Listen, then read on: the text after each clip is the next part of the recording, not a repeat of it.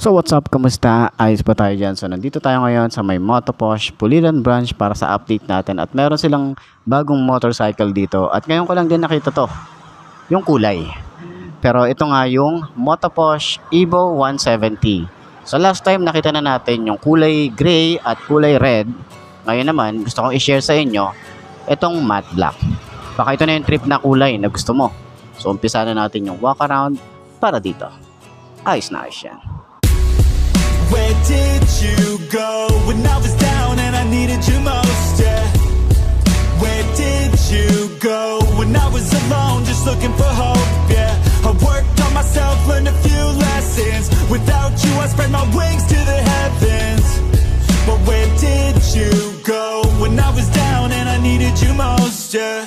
It was long days and long nights. Para sa kanyang price, pakita ko na lang din dyan sa screen. Ayan. So, sa tingin nyo, sulit nga ba yung ganitong motorcycle ngayong 2024? At kung gusto nyo ng maporma, head turner, binigay na ni Motoposh. Itong kauna-unahang FI nila at nakakiles na may susi. So, alam ko last time napanood nyo na yung walk around natin dito, pero gusto ko pa rin kayong i-update para dito, no? Yan, para at least 'di ba makatulong tayo sa mga branch na pinupuntahan natin. So, umpisa na natin yung walk around para dito. Nga, para dito sa kanyang front view, sa kanyang handlebar, maangas talaga yung datingan nito. Halos napansin natin dito, puros black siya, pero combination ng glossy and matte. Kakaiba yung kanyang texture dito. Meron tayo ritong brake lock. Ayan. So, safety features na itong Evo 170. Pagbaba natin, meron tayong windshield dito. Ayan yung forma niya. Dito sa side, meron tayong park light and signal light. LED na rin yan. Dito rin sa side na to, park light. And syempre, yung kanyang headlight, split type, LED na rin yan. So, meron tayo rito parang winglet yung datingan. May mga patulis tayong design dyan. Maganda yung kanyang texture dito. And syempre, ito ay naka-combi brake na. Ayan. Sa front fender, maganda yung style, bulky, tapos maganda yung plastic na ginamit. Yung kanya extension, maiksi lang. Pero naka-telescopic fork to, naka-single pot caliper, naka-single disc brake, and ito po ay speedometer sensor, hindi po siya ABS or what. Kaya naka-mags tayo rito, tubeless na rin to. At yung tires niya ay 90 by 80 by 14. So, Keystone yung kanyang brand. Sa likod, napansin natin, open siya. So, ganito rin yung sa akin. Medyo ang hirap niyan linisin sa loob. Sa totoo lang. Dito naman sa side, meron din tayong Motoposh na emblem. Simpleng-simple lang yung ating emblem dito para sa kanyang Motoposh. Tapos pansin natin yung pagkakaiba ng kulay black. Kahit alam natin na puros black siya, may umaangat pa rin itong part na to. Tapos ito, parang scratch resistance yung datingan niya. So, meron pa rin naman tayo ritong gulay board. So, pagpasensyaan nyo na yung ating medyo maputi kasi nga kararating lang neto, dinisplay nila, umuulan din kasi kanina. So, meron din tayong side stand kill switch. Ayan, kagandahan. Meron tayong ganyang features para dito sa side stand niya. Foot pegs, maganda yung style neto. Gusto ko yung paint job, tsaka yung design, maganda rin. Tapos naka PGM FI na rin to. So, sa panggilid, wala tayong kickstart. Bulking tingnan yung ating CVT filter natin dito. Maganda yung kanyang design. And meron tayong Motoposh na naka-emboss dito. So wala tayong kickstart. Monitor nyo lagi yung ating battery. Naka-mono shock tayo rito pero hindi siya adjustable. Meron din tayong tire hugger, flexible. And then sa loob naman, meron tayong rubber para sa talsik ng putik. Hindi siya agad-agad mapuputikan yung loob. Para at least hindi tayo mahirapan maglinis, diba? So, naka-drum brake dito sa likod. Ang size dito ay 180 by 14. So, tubeless na rin ang isang to. Tapos, naka-mugs din siya. Grab bar. Ito, black din. Pero glossy finish naman to. Ayan. So, maganda rin yung kanyang taillight. Ganda rin ang style niya. Tapos, medyo faded siya or medyo malabo yung salamin na ginamit. Pero LED na yan. Maganda yung style niya. So, naka-LED na rin tayo rito para sa kanyang signal light. Pero dito, ingat tayo. Baka masagi ito. Okay, hindi siya masyadong flexible. Meron din tayo rito plate light, reflector, and then Maganda rin yung fender na ginamit dito. Meron din tayo ritong swing arm. Ayan, maganda rin yung paint job dito. Kita nyo yung kanyang mga glitter effect. Oh, ganda ng effect niya, di ba? So, meron din tayong heat cover. Stylish din yung datingan niya. Maganda rin yung kanyang exhaust. Single exit tayo rito. Naka-air cooled pa ang isang to. So, malay naman natin, di ba? Malay mo magkaroon ng liquid cooled si Moto Porsche, di ba? So, ito yung kauna-unahan nilang FI. Tapos, naka-air cooled pa rin ang isang to. Okay? So, may utility hook tayo rito. Maganda yung style.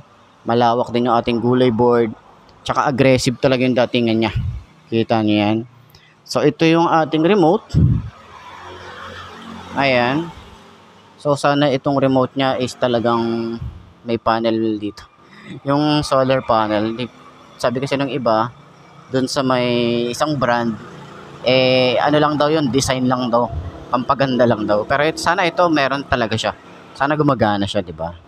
So, naka-ignition. Yung ignition key, ayan. Yan yung susi niya, di ba? Tapos, pwede nyo na siyang i-switch. Ayan, di mo na siya mahuhugot. Ayan. So, dito na rin binubuksan yung fuel or seat. Ayan. Handlebar niya, naka-upright position tayo rito.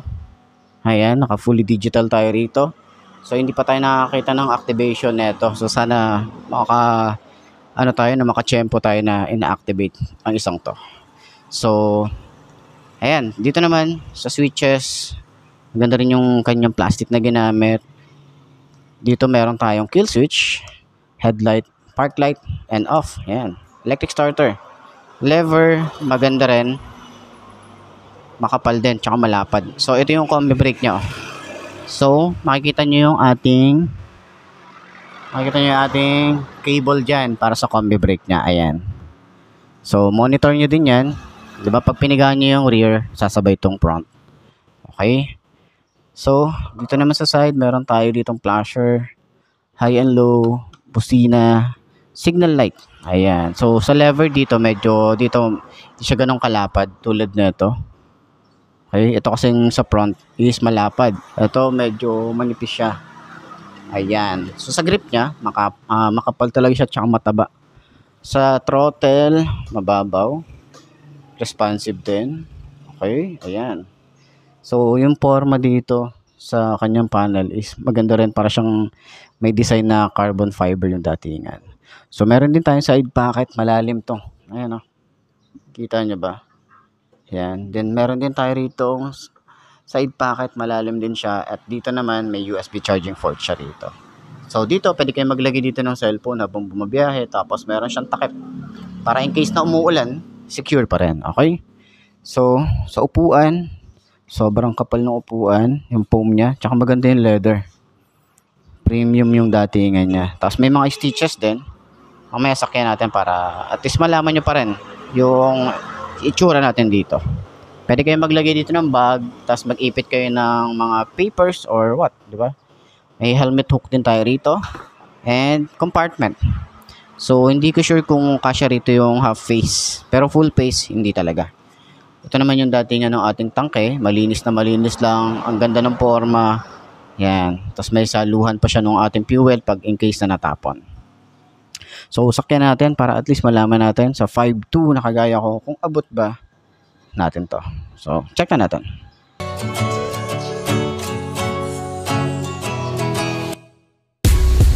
Where did you go when I was down and I needed you most? Yeah. Where did you go when I was alone just looking for hope? Yeah. I worked on myself, learned a few lessons. Without you, I spread my wings to the heavens.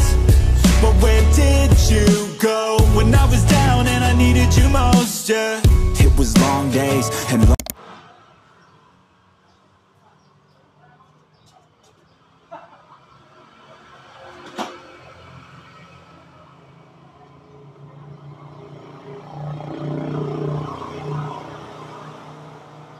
So, ayun, para sa 5.2 na kagaya ko, medyo tingkaya tayo rito. Naka-regular shoes tayo rito. Pero advice ko, mag-boots tayo para at least abot natin yung ground. So, hindi naman tayo mahirapan dito iliko or isingit sa mga traffic. Kasi nga, medyo magaan naman yung motor kapag naitayo nyo na. Ganda rin yung kanyang shock sa harap. Tapos yung turning radius niya malawak din talaga. So, magaan na yung motor pag naitayo nyo siya. Pero pag sinicenter stand natin, medyo bumibigat siya. Pero may technique naman dyan kung paano natin sinicenter stand yung ganitong mga motorcycle, di ba? Kaya natin yan. So, yun nga, para sa lahat ng mga gustong kumuha, puntahan nyo na lang dito sa may Motoposh Pulilan or pinakamalapit na Motoposh dyan sa lugar nyo. So, sana nakatulong tong video na to sa mga naghahanap ng ganitong motorcycle at sa mga nagtatanong kung available na nga ba dito. So, ayan. Okay? Ayos na ayos yan. So, yun nga mga best, no? Ito na ba ang motor na babagi sa'yo? Kung ito na nga, ay markahan mo na yan at mag-subscribe ka na sa aking YouTube channel. I-click mo na rin yung notification bell para updated ka sa lahat ng videos na upload natin. Dito araw-araw sila yung tatandaan. Wala sa brand ng motor ang tatagal yan. Kung di na sa pag-aalaga mo yan, tatagal yan. Ayos na ayos yan. So, kita ka na lang ulit tayo bukas. I'm Mark D. Ciao. Maraming salamat sa inyo. Babush. But where did you go when I was down and I needed you most?